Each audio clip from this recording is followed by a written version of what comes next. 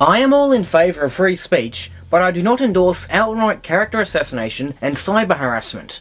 When I joined YouTube, I made a vow that I would never flag anyone's videos for whatever reason, no matter how dishonest or offensive they are. However, just as the non-suicidal have their limits, so do I. YouTube user Khalil Jordan Kent, or just KJK for short, has frequently stolen pictures and videos of moonhoax conspiracy theorists and doctored them to harass these individuals. He is also fond of cherry-picking selective quotes from his opponents, which he can then use as part of his cyberbullying. As a prominent member of the moonhoax conspiracy movement, I typically find myself in his crosshairs. Because his videos are typically just making fun of individuals, I just choose to ignore them. However, he quickly went from tolerable annoyance to outright disgusting and offensive. Finally, action needed to be taken. I reported his videos. Now I am sure there are individuals out there, including KJK, who will try to allege that I got his films removed because he supposedly disproved my claims. Nonsense. Take a look around. I have opponents on YouTube. AstroBrant2, Luke Coyote San Jose, and Phil Webb are the most prominent. All three of them have stolen my footage at least 20 times. If I was trying to silence counter-arguments, I would have shut these guys down long ago. AstroBrant2 is well known for his immensely hateful attitude against anyone who disagrees with him, and Coyote has been known to look for any trivial detail he can use to try and falsely undermine an opponent's credibility. But in the midst of all their cheap shots, both of them voice a spurious message that at times warrants a response. Same case with Phil Webb, although he at least seems to somewhat hold back on the cheap shots. KJK, on the other hand, has constantly and maliciously stolen his opponent's material and manipulated it for humiliation purposes. Granted, other individuals, such as Blister Hiker, Rob260259, and Andy120290 Returns, do that too, but they all fall in the category of tolerable annoyance. KJK was outright provocative.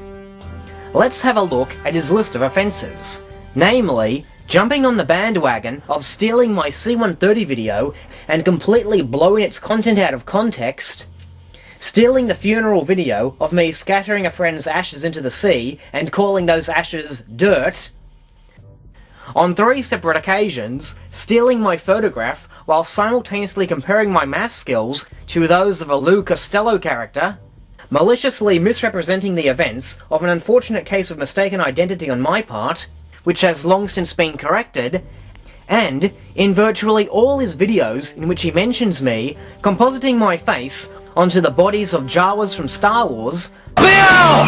Bill, you have to be the stupidest man on the planet to think this is a good idea! Look at you! You're part of a 12-headed jackass! This is the feces that is produced when shame eats too much stupidity! The brainless scarecrow from Wizard of Oz, Jabba the Hutt, the Fool Tarot card, even a vagina. Yes, a vagina. I am dead serious. There is nothing funny about that. It is just plain sick. Just to prove that my flagging of KJK's productions have nothing to do with trying to censor my opponent's responses, let's have a look at his 4 unique points. In one of his videos, KJK responds to the fake Gemini 10 spacewalk photo by flashing this page from Michael Collins' Carrying the Fire and highlighting this portion. There were no photos of my spacewalk.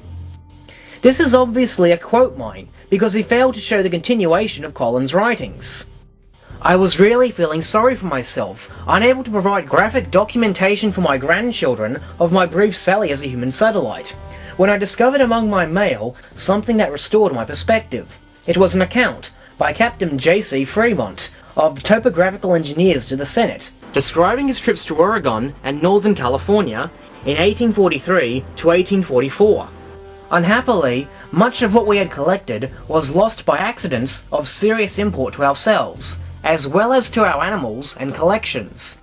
In the gorges and ridges of Sierra Nevada of the Alta California, we lost 14 horses and mules, falling from rocks or precipices into the chasms or rivers, bottomless to us and to them, and one of them loaded with bales of plants collected on a line of 2,000 miles of travel. And, when almost home, our camp on the banks of Kansas was deluged by the Great Flood which, lower down, spread terror and desolation on the borders of Missouri and Mississippi, and by which great damage was done to our remaining perishable specimens, all wet and saturated with water, and which we had no time to dry. Whoever sent me that account, thank you. What is one camera lost in the bottomless chasm compared to 14 horses and mules, one loaded with 2,000 miles worth of meticulous collecting? Note Collins's words. What's one camera lost in the bottomless chasm? Clearly, he's not talking about photos of himself spacewalking, he's talking about photos he supposedly took whilst spacewalking. Earlier in the book, Collins talks at great and lengthy detail of how he supposedly lost his 70mm camera during his spacewalk. The camera Collins allegedly lost during his EVA was identical to this one seen carried by Edward White. So again, Collins is not claiming that there are no photos of himself spacewalking. All he's saying is that the photos he took while spacewalking are lost in space. How pathetic can your position be when you need to quote mine the astronauts you are trying to defend? I had every intention of replying to this video when it was first released, but Dr. Stephen Rourke had it pulled for copyright infringement before production could start. KJK had posted a link to a PDF of Renee's entire moonbook. I'm all in favour of getting Renee's message out, but what KJK did was outright piracy. The inner cover explicitly states, "Copyright 1992 R. Renee, all rights reserved. No part of this book may be reproduced in any form by any electrical or mechanical means, including information storage and retrieval systems, without permission in writing from the publisher, except by a reviewer who may quote brief passages in review and by authors using direct quotes and crediting the source." KJK's second major complaint regards the Sea Rock photo, in which he steals this reenactment from my video on this subject.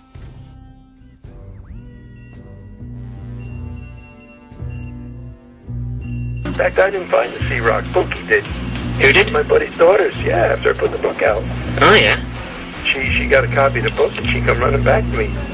And then she used to call me. Oh, I forgot. She had a pet name for me. And, anyway, she showed it to me and said, "Oh, Jesus Christ, look at that, what I missed." What are you saying?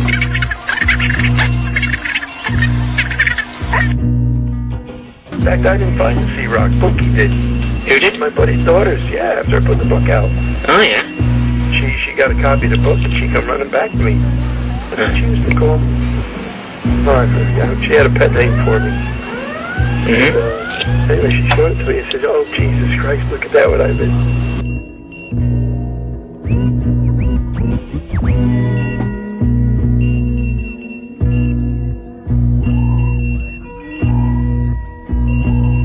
As if it takes a rocket genius to work that out.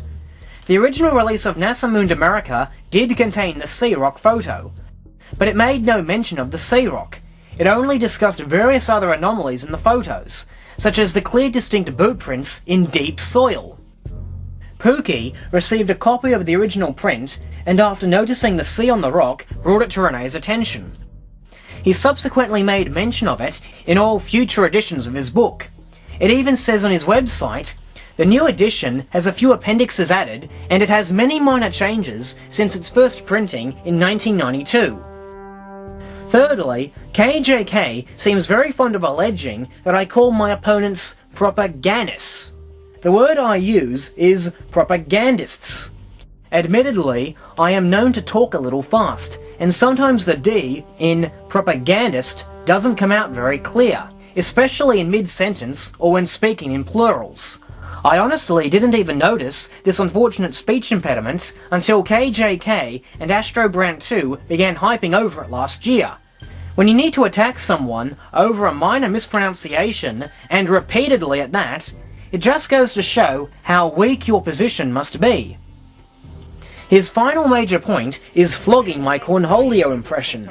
He seems to think this is a reflection of my typical behaviour or something. In actuality, My impression of the Great Cornholio is just an old stage act that I did alongside Paul Fennick, Tahir Bilgic, Rob Shahidi, Wazim Kahan, and the rest of the Fat Pizza cast during their live stage shows at the Enmore Theatre in Sydney.